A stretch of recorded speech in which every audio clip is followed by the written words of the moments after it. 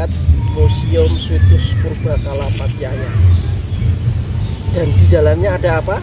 Mungkin sahabat Pati Ayam TV kalau mendengar kata purba pasti mengingat tulang besar-besar atau kehidupan masa lalu. Yuk langsung aja kita lihat.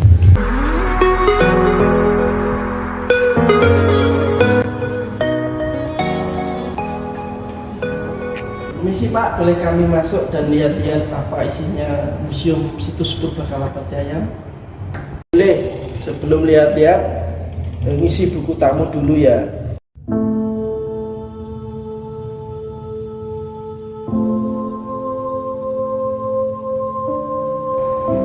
Dengan Pak siapa ya? Saya Ari Mustaqim, biasa dipanggil Pak Takim.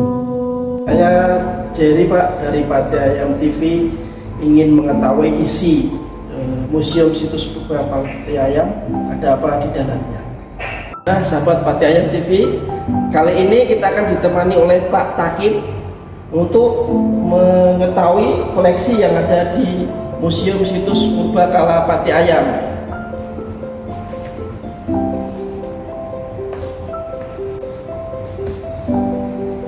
Nah Mas Jerry, kali ini saya akan bercerita tentang perjalanan situs Pati Ayam.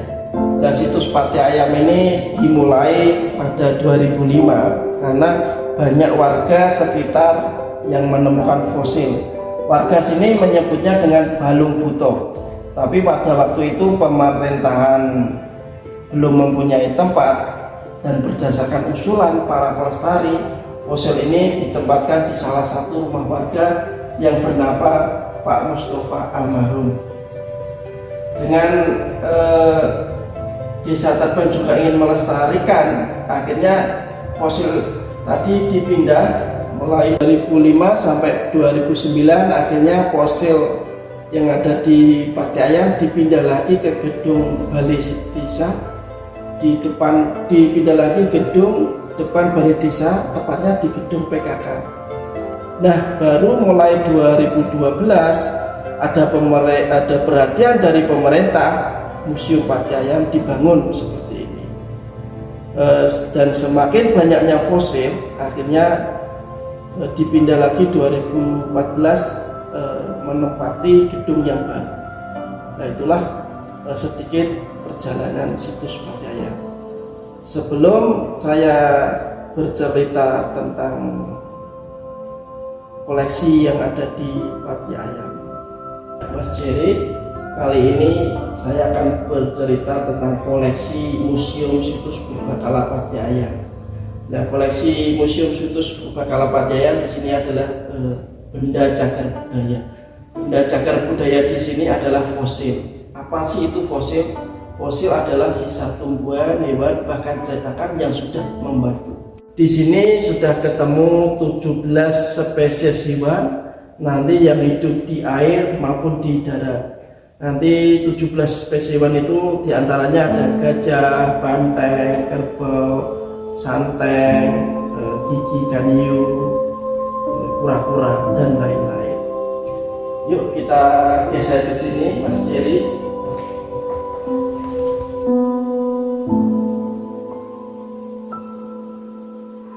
Kali ini saya akan bercerita tentang sejarahnya terjadinya situs. Dulunya situs Pati Ayam ini Pulau Muria, Pati Ayam ini pisah dengan Pulau Jawa, dipisahkan oleh selat. Untuk terjadi daratan ada beberapa faktor. Pertama, pergerakan lempeng bumi untuk pengangkatan di Pati Ayam sendiri. Nanti juga ada letusan Gunung Muria, Pati Ayam. Tapi tidak langsung jadi daratan seperti ini. Mungkin ada rawa-rawa, danau, lembah, perbukitan, bahkan savana terbuka tidak lebar, hanya sebesar lapangan sepak bola. Baru hewan-hewan ini masuk ke Pati Ayam dan menetap di sini. Tapi waktu itu Pati Ayam dan Muria masih bergejolak. Dan disitulah matinya hewan bisa utuh karena tertimbun abu vulkanik. Begitu. Nanti kita akan geser lagi Mas Jerry ke sini.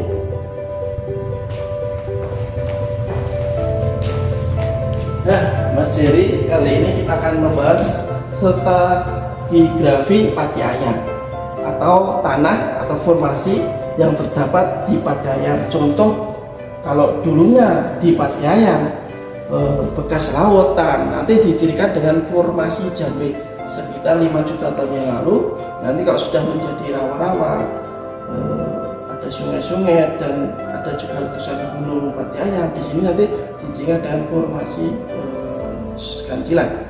Nanti juga ada formasi Sumpit dan formasi Kedungmojo. Nanti formasi Kedungmojo ini lebih mudah daripada formasi Sumpit. Nah, di masa kemasan inilah di formasi Sumpit dan formasi Kancilan, hewan-hewan purba di Patiayan mulai tumbuh, bahkan ada manusia purba. Nanti kalau formasi Sukopumba ini lebih mudah lagi karena di sana pelapukan tinggi, tanahnya merah-merah, di sana tanahnya subur. Kalau endapan Lalu Valley, endapan sungai yang sekarang biasanya banjir, tapi ini endapan Lalu Valley, endapan purba sebetulnya. Pak, boleh nanya? Boleh Mas. Gimana sih Pak untuk mengetahui umur fosil? Nah, Mas Jerry, untuk mengetahui proses fosilisasi, di sini proses fosilisasi ada 3 faktor. Pertama, bahan bakunya sendiri nanti bisa dari tulang, tumbuhan.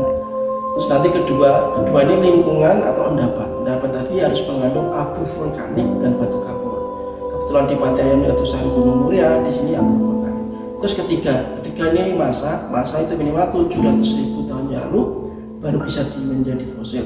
Tapi kalau di situ mengandung zat asam, proses fosilisasi tambah lama, mungkin mencapai 7.000 tahun yang lalu baru bisa menjadi fosil.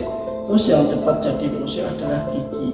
Nah, untuk menentukan umur fosil biasanya pakai beberapa metode. Metode pertama mungkin bisa pakai carbon dating, itu membutuhkan lab. Kalau enggak nanti pakai poolen analisis sebrosari pada tumbuhan zaman dahulu. Tapi kalau kita belum mempunyai lab, kita nanti bisa mengacu pada formasi atau mana tempat fosil itu ditemukan. Nah, itulah jadinya proses fosilisasi yang saya ketahui. Kalau kita geser ke sana, kita akan menuju manusia purba.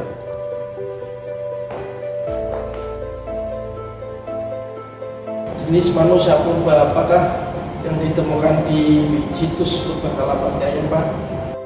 Nah, Mas Jerry, manusia yang ada di Patiayan adalah manusia jenis Homo erectus. Fosil yang ditemukan di sini adalah 7 atap tengkorak sama gigi geraham. Sekarang fosilnya masih disimpan di Institut Teknologi Bandung. Tapi pernah juga kemarin menemukan manusia purba lagi, yaitu paha.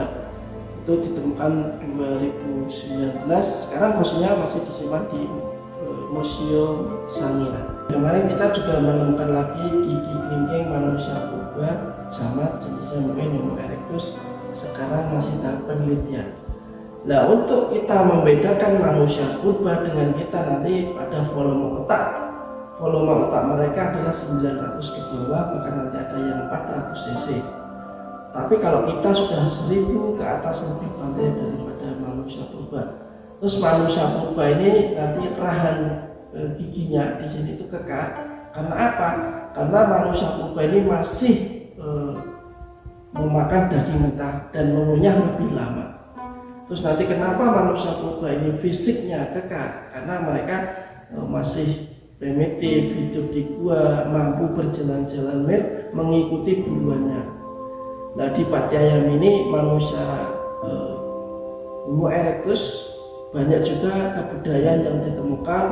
Nanti bisa dilihat yang ada di sebelah sana, ada kampak penetap, liung persegi, bahkan tidak hanya dari batu, nanti dari artefak tulang juga ditemukan. Terus alat tulang yang tertua di Patiayan ditemukan adalah penusuk. Nanti kalau di situ ada batu inti ini adalah bahan baku untuk pembuatan alat kebudayaan.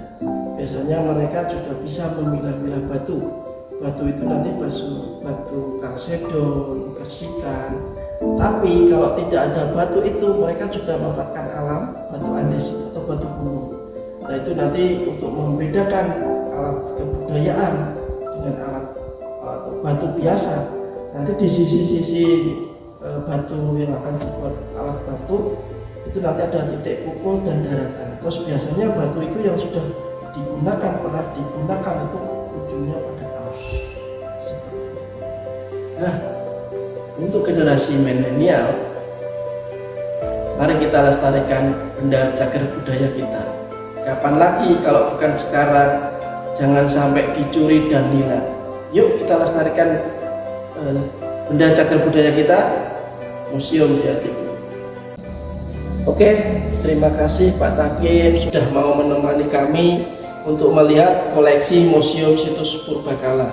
Semoga pertemuan kita membawa manfaat dan berkah. Terima kasih. Sama-sama Mas Jerry.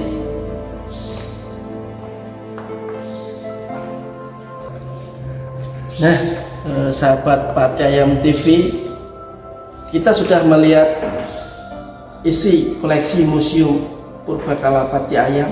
Jangan lupa like, komen, subscribe untuk pengembangan YouTube kami. Terima kasih.